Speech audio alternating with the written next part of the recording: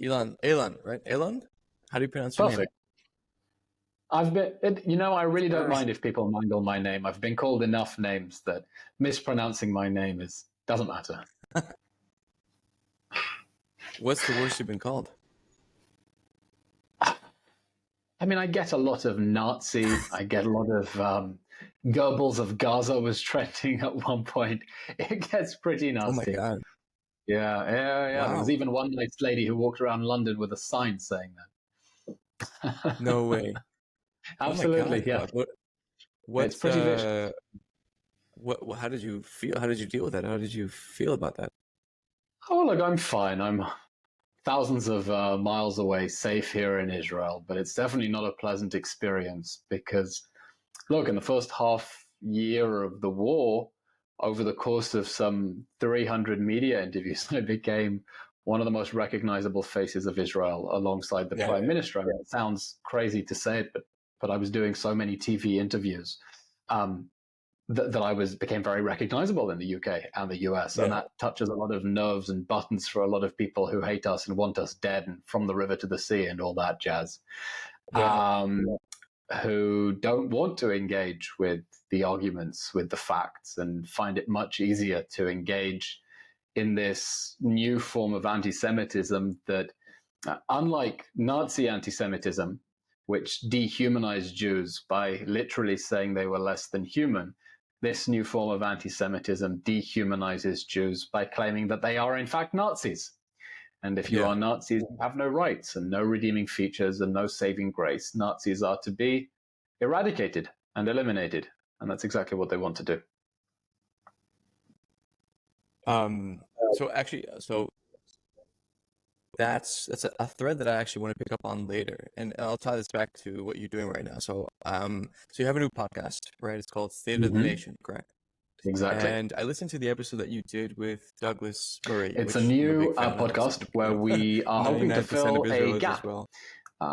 The diaspora and supporters of Israel are really hungry for information about Israel. They want to be briefed. They want to know what the facts are. They want to know how they should be defending Israel. And so we created the concept of a podcast in which I would bring on experts, intellectuals, writers, journalists, in order to pick their brains and get their pulse, get their sense of where their finger is on the pulse for what's happening in events. We recently had Isabella Tabarovsky to talk about the Soviet origins of the far left extremism we're seeing on campus. I just recorded an episode with the French intellectual Bernard-Henri Levy. Nice. People who can come and give original insights that will help you get beyond the headlines and between the lines. This is one of the major initiatives of what I'm doing, having left government service. But this isn't a totally independent project that is completely cut off from Israel, because we are, on the one hand, fundraising for this. We need to raise private funding, but we're also receiving funding from the Diaspora Ministry, which has absolutely no control, no say, zero input over the podcast or the format of it. But they want to get quality Hasbara content out, and they were very happy to put money down as against money that we're separately fundraising. Sorry, what's the quality? You got cut off on my audio. The Israeli Diaspora Ministry. Content? I'm saying the Diaspora Ministry wants So this is quality content, and though they were happy, Minister Shikli was happy to back this as against matching funding that we need to fundraise ourselves. So you had this meteoric rise, and you're basically one of the faces of Israel during the war, and then you leave the government, you leave your post. So just tell me briefly what happened that you left, and that led you to start this new initiative. Look, it's a surreal story from beginning to end, because when the war erupted, I wasn't a government spokesman, I was a private citizen. And the closest that I'd come to this government was to join half of Tel Aviv in protesting against it every other week. And when the emergency civilian mobilization happened in Israel, and you'll remember what it was like, it was all hands on deck, everyone doing whatever they could do. And the offer came on to join the Prime Minister's office in some capacity. I mean, to me, it was obvious that I was going to roll up my sleeves and go where I was needed, but there was always a thought, hang on, this is a bit weird. I mean, I was protesting against the government. I'm going to be speaking for it now. At some point, someone is going to find out. And as Israeli media have reported, someone did find out, and that someone was the Prime Minister's wife, who was not particularly pleased that the face of the government had until recently been protesting against its judicial reform plans. And as Daphne Liel reported in mid-December, and I have no reason to doubt her report because she's an outstanding journalist with much better placed sources than I have, the Prime Minister's wife wanted me removed from my position. And it would appear that eventually they found an excuse, a hook, and a way to shuffle me off to the side. I was suspended over a very minor incident. And instead of being reinstated, I think they were simply waiting for me to jump rather than pushing me. And after I learned from TV reports that there were plans to remove me from my position, having been suspended till further notice, that notice didn't come, but someone was clearly briefing against me in the media. I realized that unfortunately there was no way back in, and announced that I'm jumping together with the team of volunteers who'd been helping me since October 7th.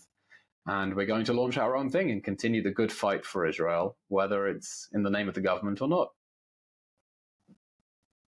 Yeah, and I mean that actually does speak to your intentions, right? Because if this was just about landing some cushy government job, but you clearly continue doing what you're doing just in a different capacity, but it's the same job essentially, right? Yeah, look, there's nothing very cushy about doing an interview at midnight and then waking up for another one at 5 o'clock in the morning. Right. Nothing very cushy about taking an interview at 3 o'clock in the morning and running around like a headless chicken. There's nothing cushy about being what millions of people around the world are convinced is the face of a genocide. But our situation is completely catastrophic. This is going to impact global perceptions of Israel right from a generation ahead. The catastrophe. Hey, so the catastrophe, right? The catastrophic situation of the Israeli story around the world. You and Douglas were talking about this on your podcast, and you were expressing your frustration. You were venting to him, saying you keep having these interviews with these high-profile journalists at these high-profile outlets, and they just don't get it. And Douglas said to you that the reason you're facing so much antagonism from these high-profile journalists is because they want to hurt you. I think those were his words. That you're an Israeli, you're a Zionist, and they're out to hurt you, maybe even to destroy you. And I was actually shocked by that assessment. I don't know if you agree with it or not, but shocked in the sense that, but that both of you are, have worked in newsrooms. You have worked in a newsroom before, I take it, right? Like I think you were at I-24 before, yeah, exactly. So, I don't take it as malevolence. I take it more of you're say stuck in this basic picture of Hamas is a genocidal and anti-Semitic and murderous, and there's just a bunch of thieves and frauds. And that basic picture, this is an enemy that must, for the sake of humanity, let alone the Jews in Israel, they need to go. Whereas the journalists are in this mode of truth to power, and in this case, the Israelis are the powerful ones. And I mean, there's nothing malevolent about that. There's nothing against Jewish people or Israel per se in that framing. I mean, Israel is the one with the nukes, and they are the ones who are pummeling the hell out of Gaza at the moment. So it's a bit silly to hide from that kind of dynamic, right? Where the power cannot be trusted, right, in the mind of the journalist. So why do you disagree with my assessment? Look, obviously, it's more than fair that journalists should speak truth to power. That's their job. They should ask tough questions. And I always enjoyed the toughest interviews when it sounded like the journalist was being fair, because they gave me an opportunity to get my position across. Now, some journalists are simply looking for a gotcha. And without naming names, some already have in their head the headline, Israeli government spokesman admits he doesn't know. But sometimes it can feel vindictive. Certainly with certain individuals, Mehdi Hassan, for example, there's an intense vindictiveness and spite, and it's clear that he's picked a side in this war. That side is Hamas, and he views himself as being someone whose role is to blacken Israel's name. That's definitely vindictive and I would say malignant. I find it, I mean, when Douglas gave that analysis that the journalists want to hurt you, I think the only question where I find that may be right is with this allegation, you've killed more hostages than you've saved. Go on. But first of all, it's not true. Certainly not now that we've rescued 3 live hostages as against the 3 hostages who were killed. And it's definitely not true when you consider that we rescued well over 100 through a negotiated deal that was made possible through the application of Israeli military power. Right. But that accusation that somehow Israel doesn't care about the hostages, this isn't about the hostages. You just want to pummel Gaza because you are evil and heartless and you're out for revenge and you don't care about the hostages. Look, you've killed more of the hostages than you've saved.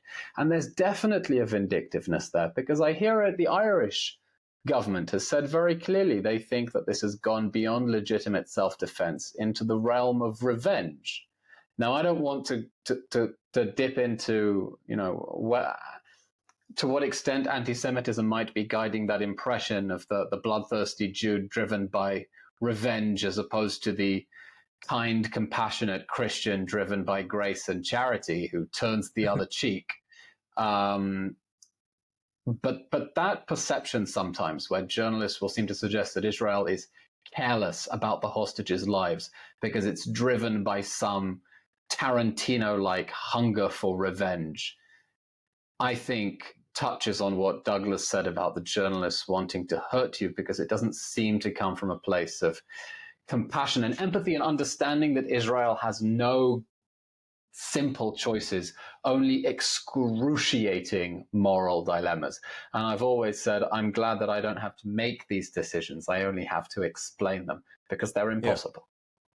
But even in that case, let's say, the hostages and how many have they killed, how many have they not killed. I mean, totally agreeing with you, obviously, right? But the job of the news isn't to explain to you the way the world works. That's what they think they're doing, but in this case, they are consistently wrong about what's going on. The basic picture is the one that you and I share, which is Hamas as, again, genocidal and anti-Semitic and just the worst people that you can possibly imagine in the world. The idea of giving them more authority or letting them hang on to the authority that they have is terrible. I mean, it's just that picture has to change. Yaakov, it's worse than that. It's worse than that because at the moment we're fighting against not only an international community that is essentially happy to end this war with Hamas on its feet, still in power in Gaza, free to plot another October 7th, which would only be a matter of time. There are those who want to give the Palestinians more power as a result of this. Let's put aside what we think the relative merits are of a two-state solution and the wisdom of giving the Palestinians sovereignty over a mountain range that overlooks our airport, overlooks Tel Aviv, and surrounds Jerusalem. Put that to one side. When you have a movement in Ireland, Malta, Spain, Belgium, calling for unilateral recognition of a Palestinian state, they are telling the Palestinians, gang rape works. Burning whole families alive will propel your national cause forward. Because before, we weren't willing to recognize October 7th, but we weren't willing to recognize a Palestinian state, but you launched a barbaric attack, Israel pushed back, and we are going to reward you.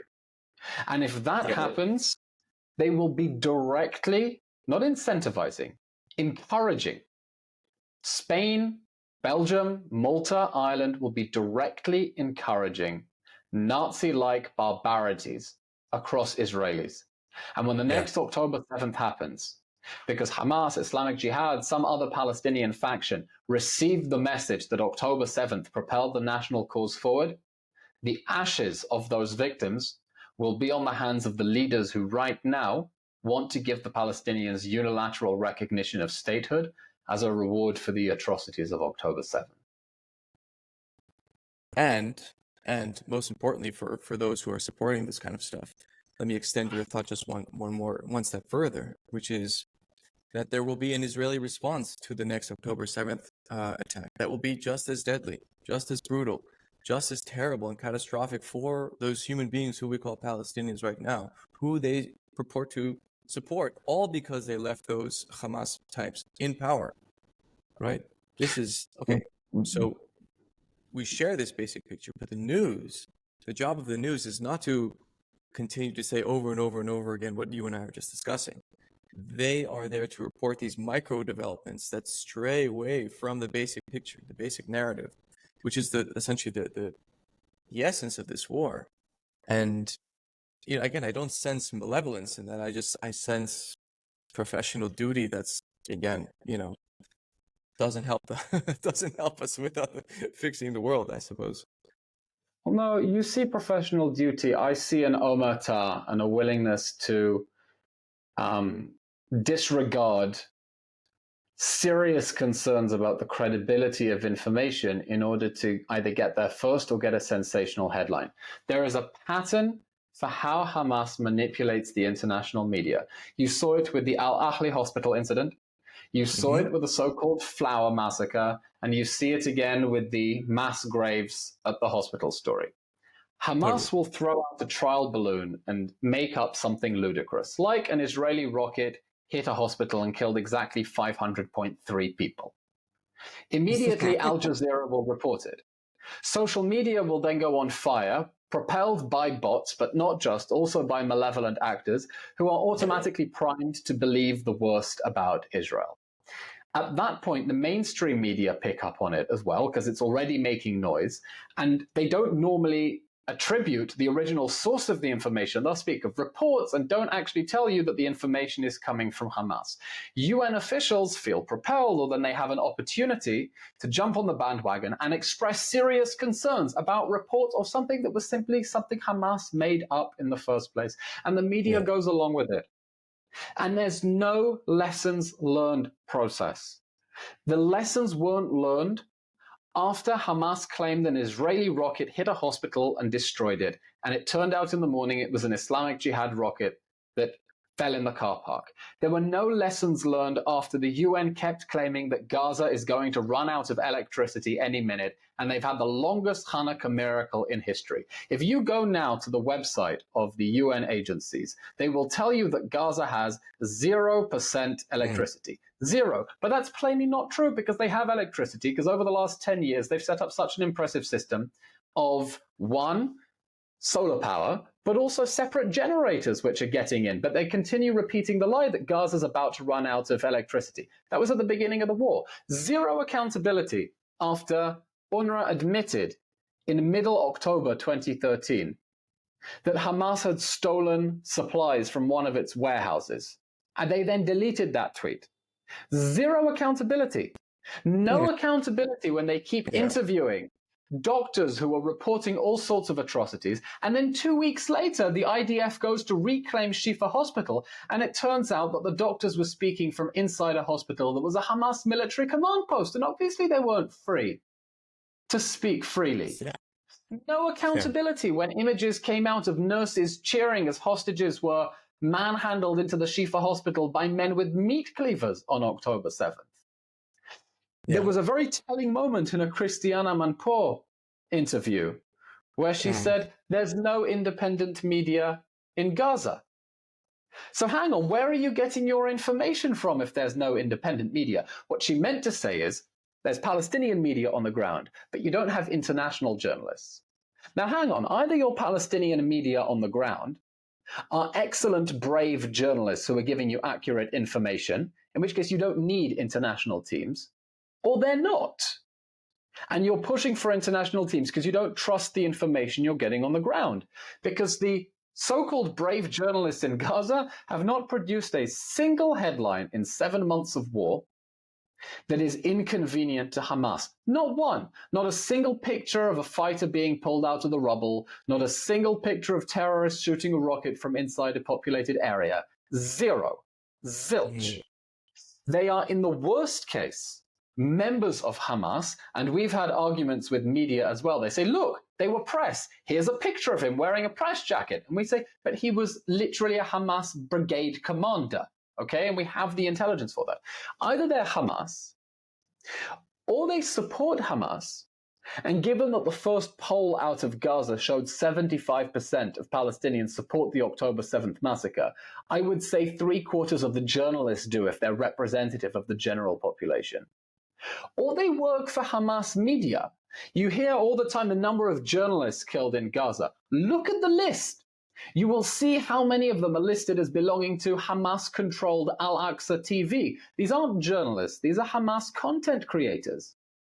But these are the people who are feeding information to the international media. Zero accountability, zero introspection about the multiple times they've been played by Hamas propaganda, about the sources who are operating in a non-free environment and have in many cases shown they're complicit and colluding with Hamas, and zero accountability about the fact that the journalists on the ground are, in the best case, not free to speak their minds, and in the worst case, members of an internationally prescribed terrorist organization. And that is the information battlefield that we are fighting in.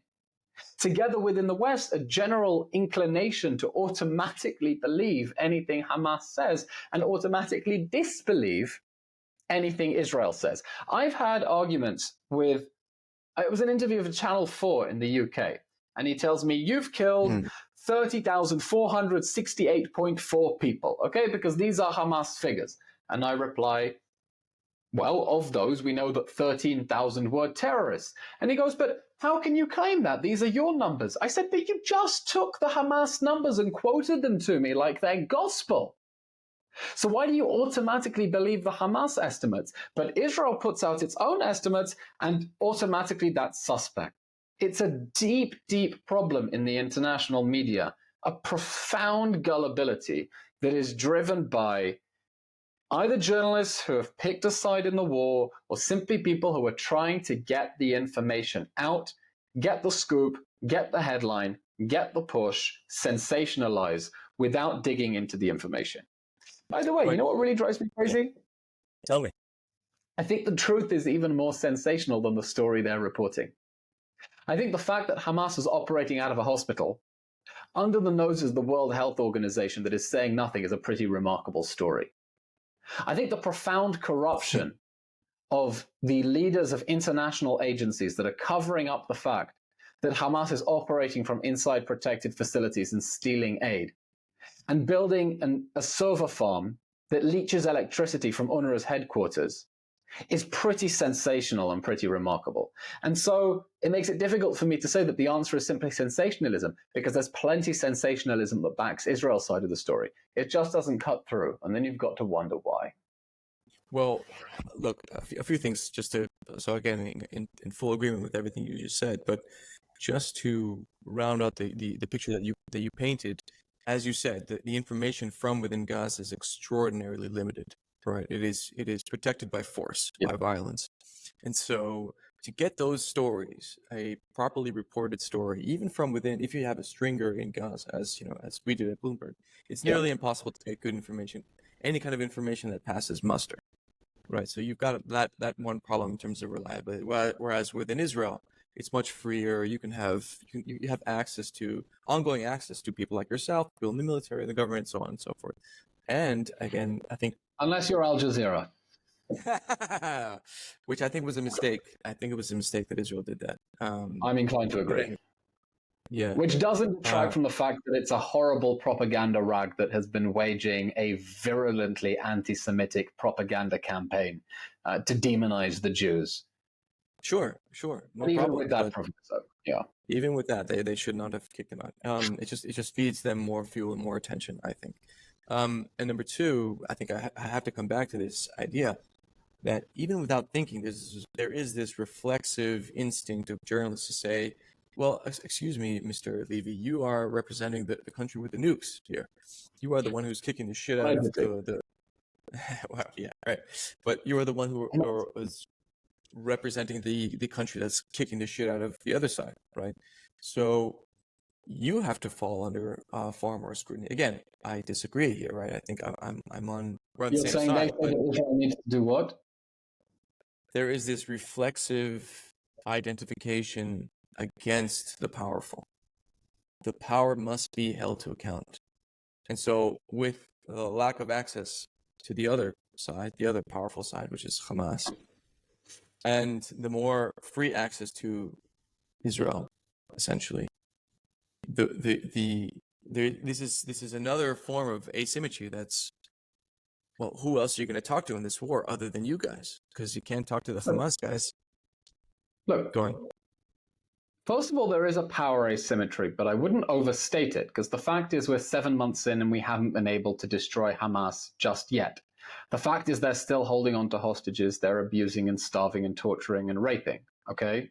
So there is a power imbalance, but let's not overstate it. Well, but there was a power imbalance. But there was a power imbalance in 2016 in the Battle of Mosul. There was a power imbalance when 86 nations ganged up to, beat the shit out of ISIS. Mm-hmm. But no one then said we should automatically believe every ISIS press release and launder it through the United Nations and automatically disbelieve what 86 nations that collectively control most of the nuclear weapons in the world, right? The US, the UK, France were members of that coalition. Disbelieve anything they say, because there was an understanding that the world was fighting a barbaric terror organization that should not be allowed to control territory. So look, by all means, I don't think that journalists should stop asking questions of Israel. I think they should ask the toughest questions that they can and will engage battle. But sometimes, first of all, sometimes they're not genuinely open to the answer. Sometimes it's clear from press queries you receive that the story has already been written and they're giving you a right of response, even though they've clearly developed a narrative in their own mind. But I think it is completely unforgivable as a question of journalistic ethics. And I say this as a former journalist myself, to continue treating as a reliable source an organization that has lied to your face and continues doing it. On October 7th, Hamas abducted and massacred civilians. They have denied every day since then that they did that. They continued to deny that they ever abducted civilians, even as those civilians were being released back in a hostage exchange deal. So if I were a journalist, I turn around to Hamas and say, what on earth are you smoking? Why should we believe anything you say when you are still lying about the fundamentals that we have debunked on our own show? Unforgivable as a question of journalistic ethics to run along with what Hamas says, and even more unforgivable to pass it off as being UN data simply because the UN has quoted Hamas authorities and then put in small print, they do this in their documents to be fair, we have not been able to independently verify these figures. It's crazy. Look at the OCHA's humanitarian dashboard. And they're right. According to Gaza Health Ministry, we have not been able to independently verify it. But as far as journalists go, well, it's in a UN report, so I guess it's the best we have. Right. Not good enough. Yeah. It's okay. So what we have basically, if I'm summarizing everything you've said, is that Hamas has not just gamed the Western journalistic ethos, but also just all the international organizations as well. Just game the entire system, and you're here trying to fight back, right? You're part of this army that's fighting back. So let's. I want to drill a little bit deeper into your mind and think in terms of your strategy of how do you, now assessing the battlefield as it is, how do you fight back and win? Look, our situation is catastrophic. And the sad thing is we could have done better. The good news is we can still do better. I don't think that the public diplomacy war is one we're going to win, Because the odds are simply stacked against us. The receptive audience doesn't exist. There are far more people who automatically identify with the Palestinian cause because they're Muslim, because they're Arab, because they identify as part of the global left, than people who are willing to stick their necks out for Israel. You see the abuse that people receive around the world, the way they get cancelled for expressing identification with Israel. It's David against Goliath. It's not an even battlefield at all. Right. That said, I think we can do much better, and I think it rests on three main pillars. The first is that Israel needs a proper professional team of spokespeople in all languages, not people who fell into the position in serendipitous circumstances in the war, in emergency mode. Professional spokespeople, paid, full-time contracts, getting properly briefed, access to information, centrally discussing talking points and attack lines in all languages. We are a global nation. We are a global cosmopolitan nation. It should not be beyond our abilities to have an Israeli government spokesman in Swedish, Norwegian, German, different dialects of German for all I care. And if these people don't exist, we'll make them. Okay? It is crazy when you think about it that Israel is the only country that is permanently required to explain itself to all the world all the time. No other country would consider it sensible to have spokespeople in a variety of languages, but that's where we are. Israel needs a government spokesman in Spanish, a government spokesman in Farsi, a government spokesman in all these different languages so that we're not abandoning the battlefield. With all due respect for the Spanish channels, there's only so often they're going to bring you on if they need to bring a simultaneous translator at the same time. Second thing is we have to be much better at crisis communications. We need to have a better finger on the pulse of what is being reported around the world and know how to return fire. So often I was going into interviews almost flying blind because I don't possibly have the capacity to know what each different media outlet is reporting. And you're the spokesman, you're expected to know everything and have to understand everything. And each outlet is covering its own small story. We need to be much better at crisis communications and putting out fires, putting out statements quickly, demanding retractions in stories when there are falsehoods in real time as well, being able to respond to reports. And the third thing is the Jewish diaspora is a powerful force multiplier. Not all of them. Some of them don't care. Some of them are not on our side. But many, many, many Jews who have had an extraordinary awakening since October 7th and understand what is at stake, not only for Israel, but for their safety and security in Western liberal democratic societies. And they want to help us fight this fight. And they need easy access to official information and numbers. And I know one of the reasons that so many Jews in the diaspora appreciated what I was doing with the social media platform that I was able to build is they felt that they had an address from which they could get official messages, official information, and know what to say. And we need to be much better at cooperating with our friends and the people who are hungry for information and just want to be force multipliers. You know, we talk about Hasbara.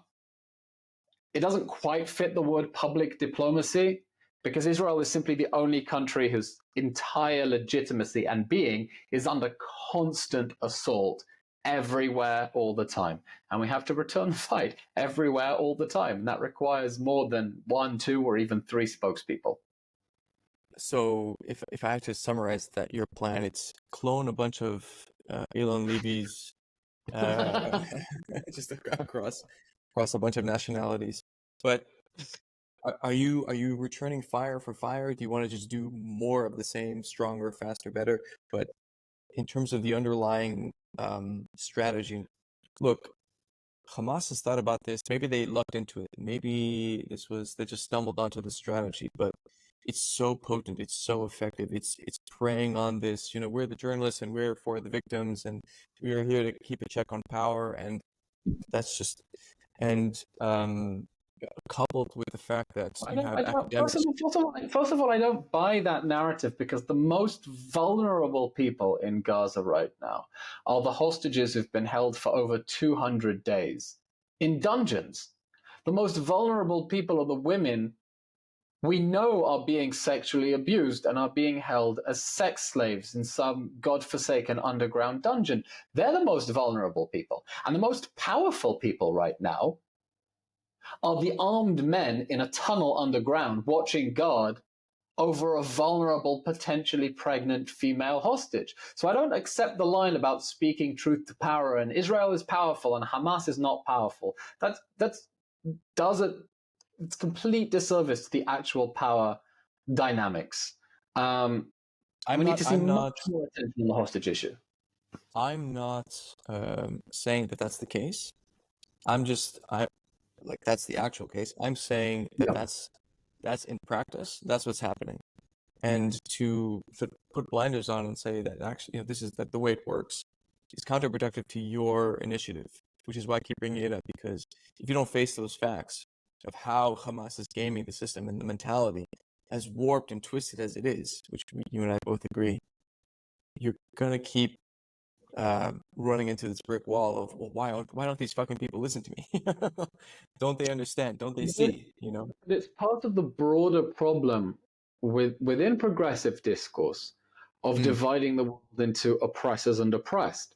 Because if you accept that basic dynamic, then you are either going to be constantly apologizing for the fact that you are an oppressor, or denying that either you're constantly apologizing for the fact that you're an oppressor, or you're trying to convince people that you're in fact the oppressed.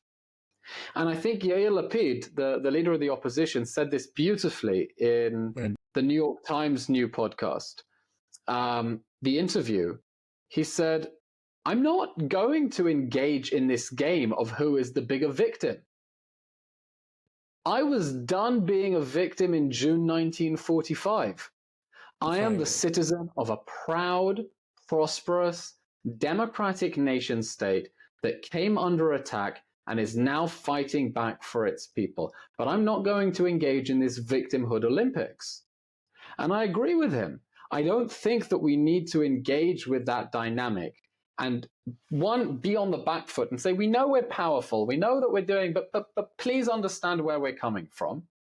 Or try to win some sob contest about who is the bigger victim. My philosophy all along was to push back and go on the offensive. One of the proudest things one of the things I'm proudest of that I did was forcing Lazzarini at one point to respond to allegations that I was making against UNRWA. I wasn't getting a message sheet saying go after UNRWA. The offensive stuff was something that we had to improvise and innovate, because otherwise we're on the back foot and we're getting slaughtered.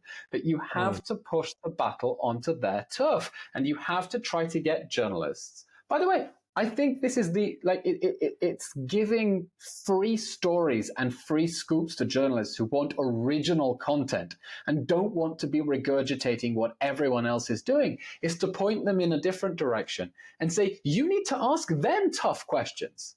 You need to ask them why they are covering this up, why they're pretending that they didn't know, why they are going along with this strategy. Because I'm giving you an original story. Take it. Yeah. Well, listen, I wish you lots of luck, because, as you said, I mean, if it's true that the situation is catastrophic, then Israel needs you, the West needs you. Hamas has got to go. This is a horrible, horrible ideology, and again, not just for my sake as an Israeli, as a Jew, as an American, but for the sake of all of humanity, because these people cause way too much trouble than what it's fucking worth, by far. So I do. Has to go.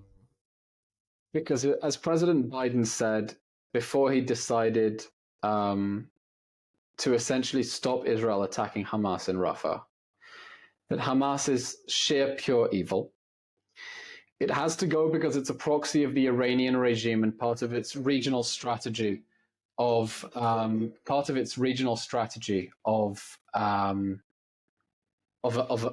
aggression. And it has to go because if it doesn't, then there will be a next time And that next time will be worse. And it will be worse because Hamas will think that the international community is going to stop Israel from defending its people. Yeah. We've had enough wars that have ended inconclusively with a terrorist army in control of neighboring territory. And we're told that rocket fire at Israel is something we just have to accept. Going back to President Biden saying, I'll make sure Israel has Iron Dome defensive equipment. Well, maybe we don't want to have to shoot down rockets. Maybe we want the rockets to stop. Yeah. Because the Iron Dome capability led to the Iron Dome doctrine. The over-reliance on defensive technology led us to tolerate the buildup of an intolerable threat that we couldn't move in proactively to eliminate because we knew what the threat would be. And I know that countries around the world simply want this war to go away. So do we. But when Hamas talks about a permanent ceasefire, it doesn't mean permanent. It means temporary until they resume the war. If they meant permanent, they'd say peace. And they don't say peace. The sad thing is we could have had peace with Gaza. After 2005, when Israel pulled out of the Gaza Strip, Gaza could have become a mini-state. It could have become a mini-state with its own airport, and control of its crossings, and totally independent capacities. All it required was peace with Israel, and no one suggested it. No one suggested it. And around the world, people didn't berate the Palestinians for missing that opportunity, as the famous saying goes, because it was just assumed that obviously they're going to continue resisting Israel until they get their maximalist demands. And we have to shift away from that lens of seeing things. Yeah. It's just so what must be so, I'm projecting here, but what must be so frustrating for someone like you is we just need an injection of common sense. These people who are just stealing from poor people essentially and offering them as, booby traps and human shields. They have no regard for human life. Why? Where is that a good idea? Where is the common sense I don't know. when Hamas hijacks the first convoy of aid that enters through the new Erez crossing after months in which the world has been nagging Israel to open a northern crossing? Where is the common sense when Hamas fires mortar shells at the Kerem Shalom crossing in order to stop it operating, killing 4 Israeli soldiers? Yeah. Where is the common sense when Hamas is hijacking aid, blocking it from entering, and evidently trying to manufacture a humanitarian crisis? Where is the common sense when UNRWA, after spitefully and maliciously accusing Israel of starving the population, admits that the markets in Gaza, in northern Gaza, are full of food? The problem is that there's no cash to buy it. I'm sorry, why does the international community have to pay once for food to be sent to Gazans and pay twice so they can have cash to buy it? The aid is supposed to be free. That's why it's called aid and not commercial shipments. But journalists aren't asking these questions. And I'm tearing my hair out as a former journalist because these are the juicy stories. Here's something original. But maybe journalists aren't looking for original stories that will challenge and surprise you. Maybe they're looking for stories that people want to read, and the stories that people want to read are the narratives they already agree with. And if the narrative they already agree with is that Israel is doing everything wrong and can't do anything right, then our situation is very, very bad if that's the narrative people want to hear. And here's why I wish you lots and lots of luck, seriously, because if you just think about, you and I were probably you were raised in England, I suppose. I was raised in America, in the United States. And we hear this all the time from our communities, the Jewish communities. Oh my God, the media is terrible at telling the story of Israel. And you're like, no, it's more nuanced than this, and so on and so forth.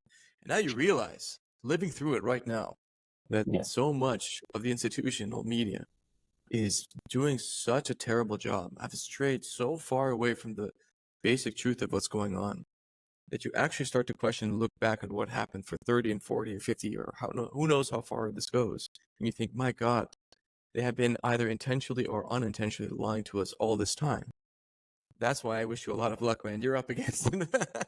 This is deep. Well, look, I'm up against it, but I'm up against it back from civil society, not as a government spokesman. I can't speak on Yeah. behalf of the state of Israel anymore, but I can continue to fight its corner.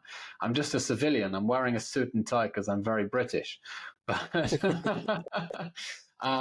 but it's a challenge, and we need more people to speak out. And the terrifying thing is that so many people are scared of getting cancelled, actual violence, but it's not going to blow over, and you have to push back against these myths and allegations, because if it becomes, general knowledge that Israel is committing genocide, rather than something people say, well, that's obviously the work of a corrupt ANC regime backed by a chorus of human rights organizations that don't think Israel should exist anyway.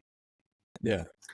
Then that's very, very dangerous for an Israel that ultimately, what do we want as a Jewish state? To live in security and prosperity, but also an Israel that wants to be a member of the family of nations and sees our return to sovereignty in the land of Israel as being part of our return to the stage of history as active players.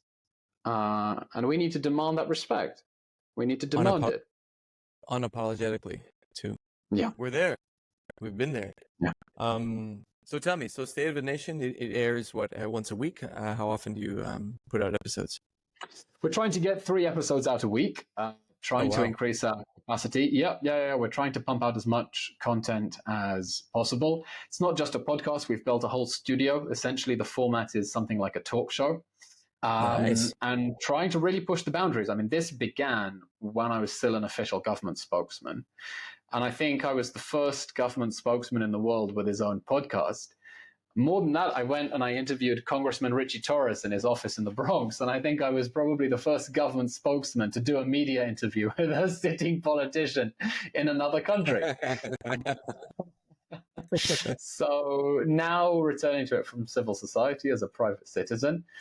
But yeah, absolutely encourage everyone to subscribe on YouTube, where you can watch the show, or on Apple Podcasts, Spotify, wherever else you get your podcasts. And join us on State of a Nation. We're going to have some very interesting guests, and I'm going to be able to pick their brains. It's where I go to ask questions so that I'm then better equipped with information and talking points when I have to go out and defend us in the media. And with that, Kobe, I'm afraid I really need to wrap up because I have to run off soon to another interview with Israeli television this time. Sounds good, man. Best of luck, and thanks. And thanks for all you do. And what a ride your life has been, man, since October 7th. Yeah, tell me about it. Really, thank you. It's been a really fascinating discussion, and I've been doing a lot of thinking out loud. A lot of food for thought for me as well. Kobe, thank you very much. Cheers, man. Be well.